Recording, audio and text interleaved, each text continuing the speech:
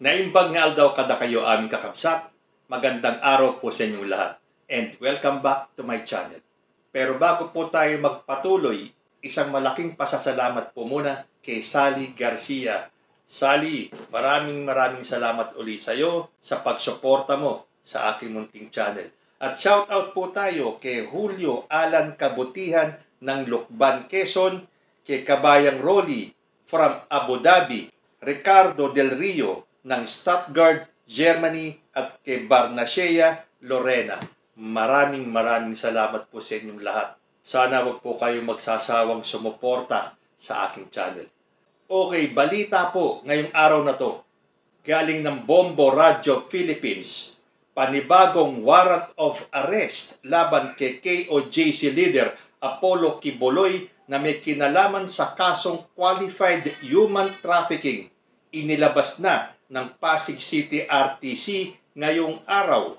Balita naman ng GMA News Online, a Pasig City Court has denied Kingdom of Jesus Christ leader Apollo Quiboloy's motion to defer or suspend proceedings and hold in abeyance the issuance of a warrant of arrest in relation to the non-bailable qualified human trafficking charges filed against him. So kaya pala hindi kagad nakapaglabas ang Pasig City Court ng warrant of arrest dahil meron pong motion to defer ang kampo ni Apollo Quiboloy. Defer or suspend proceedings at i-hold yung pag-issue ng warrant of arrest. Kasi naman po itong kaso sa kanya sa Pasig City ay non-bailable. Pero ayon po sa order released by Pasig City Regional Trial Court Branch 159 ngayon pong April 11, after consideration of the arguments brought forth by the parties, the court finds the motion to defer/suspend proceedings and hold in abeyance issuance of warrant of arrest to be a prohibited motion and should therefore be denied. Quiboloy earlier requested the Pasig Court to defer and suspend its proceedings on the human trafficking case against him pending the resolution by the Secretary of Justice of their motion for reconsideration. However, the court said this reason is not a ground for suspending the arraignment under Section 11, Rule 116 of the Rules of the Court.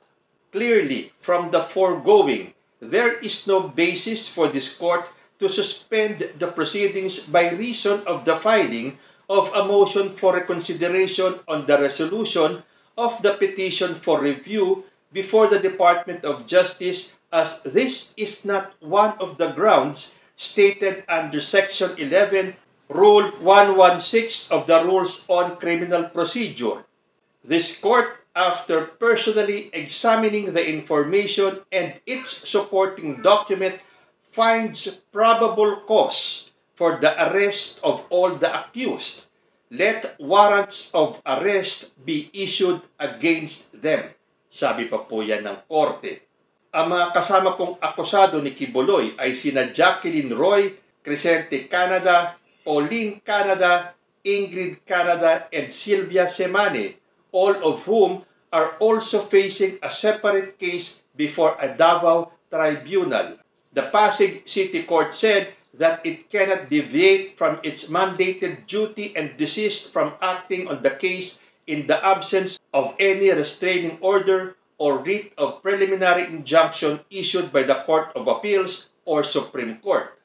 Ikinagalak naman ni Justice Secretary Jesus Crispin Remulla ang desisyon at sinabing the issued warrants of arrest against Quiboloy and the 5 others herald the efficiency of the criminal justice system.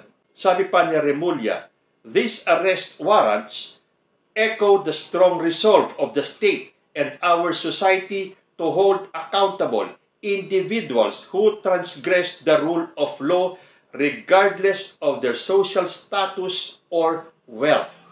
No bail was recommended for the charges. Ay nako, kung doon nga sa Davao case niya na meron bail na 180,000 for sexual assault and 80,000 for maltreatment ay nagtago na si Apollo Quiboloy. Dito pa kaya sa non-bailable na kaso niya?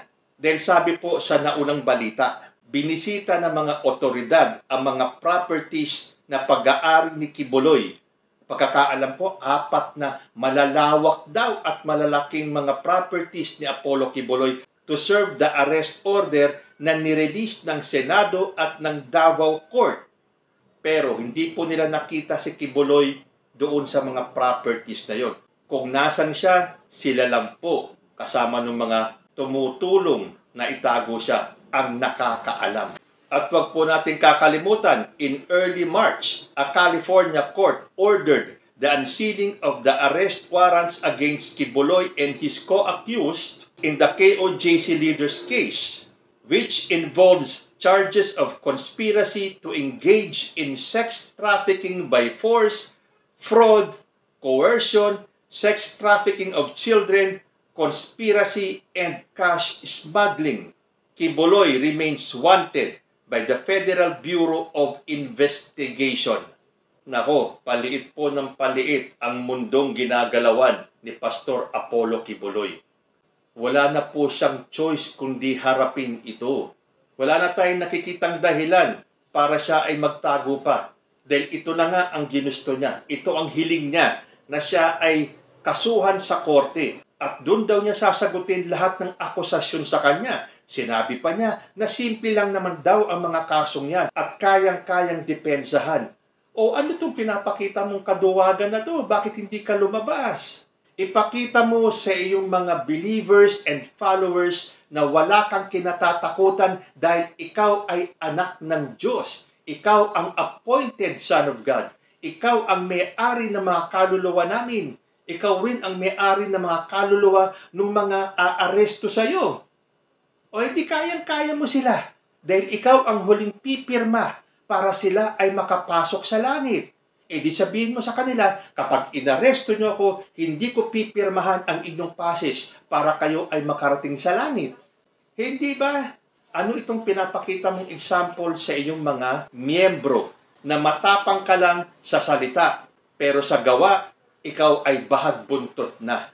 Ipakita mo sa kanila na ikaw ay ihemplo ng isang tunay na Diyos na handang harapin lahat ng akusasyon tulad ng ginawa ng ating mahal na Hesukristo. So this time, ano naman kaya ang magiging dahilan ni Apollo Quiboloy para hindi lumantad? Mauubusan ka ng dahilan niyan, pero hinding-hindi mo matatakasan ang batas. Batas ng tao at lalong-lalo na ang batas ng Diyos. Ipakita mo sa aming lahat na dahil ikaw ay appointed Son of God, malalagpasan mo lahat ng pagsubok na ito. Malay mo nga, maawa sa iyo ang langit at bigyan ka ng isang malaking milagro at ikaw ay lumabas na wala palang kasalanan sa lahat ng inaakusa sa iyo. Pero until such time, habang tumatagal ang iyong pagtatago, lalong lumalakas ang paniniwala ng taong bayan na you are guilty as hell. O baka naman hinihintay pa ni Quiboloy yung gagawin na naman na isang prayer rally sa linggo, April 14. Nako, asahan na naman po natin yung prayer rally na yan. Magiging another murahan rally na naman yan.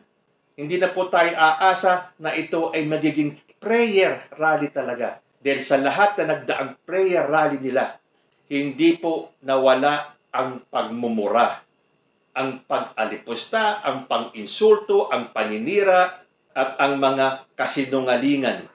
Pero kung papansinin ninyo, bumabalik lang po lahat sa kanila ang mga kasinungalingan na ibinabato nila kay President Bongbong Marcos. Pansinin ninyo, lahat na ng klaseng pagsisinungaling ginagawa nila.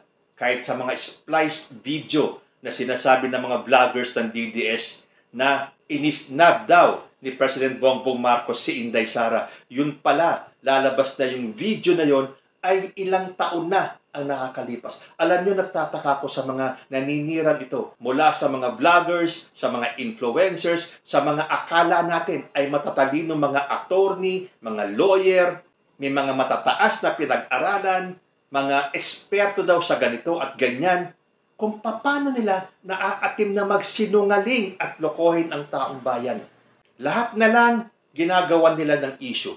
Meron na namang isang bumatikos na nanood lang ng concert ni James Taylor, si BBM at si Lisa Marcos, talaga namang binatikos na naman yung mga pro-China at mga DDS supporters na kung ano-anong mga kasinungalingan ang inilalabas, pero nadidebunk naman po sila at nabubuko sila ng ating mga pro-BBM vloggers. Saludo po ako kay Coach Jared, kay Top One, kay Direk Valera. Dahil kung anong mga kasinungalingan ang inilalabas ng mga pro-China and pro-Duterte vloggers na to, nakakapag-research po kagad sila para pasinungalingan ang mga nilalabas nitong mga taong wala nang ginawa kundi ang manira. Hindi ba kayo natatakot para sa kaluluwa ninyo sa pagharap nyo sa ating Panginoon Diyos? Sinabi sa 10 utos, "Thou shalt not bear false witness against thy neighbor." Or baka tuluyan na kayong nawalan ng Diyos. Mag-isip-isip kayo. Matakasan nyo man dito sa mundong ito ang ginagawa nyong yan. Pero kapag humarap na tayo sa Panginoon Diyos, siguradong hindi po kayo makakaligtas. So kung gusto nyo pa rin magpakalat ng kasinungalingan, so be it. Dahil sabi ko nga sa inyo, hindi man dito sa buhay na ito, pagtawid nyo sa kabilang buhay, wala na kayong oras para magsisi pa. So again, ang ating pong panawagan kay Pastor Apollo Kibuloy, sumuko na po kayo. Dahil masyado na pong lumiliit ang inyong mundo. Pero siyempre, hihintayin po natin yung morali sa April 14, sa linggo na po yan. At siguro naman this time, sama-sama na lang ipagdarasal na sana maliwanagan na ang isip ni Pastor Kibuloy at yung kanyang personal choice na lumabas at harapin itong mga kaso niya. Kayo po, ano ang masasabi ninyo? Comment lang po down below at magbabalik po ang usapang Tito Manny. Peace.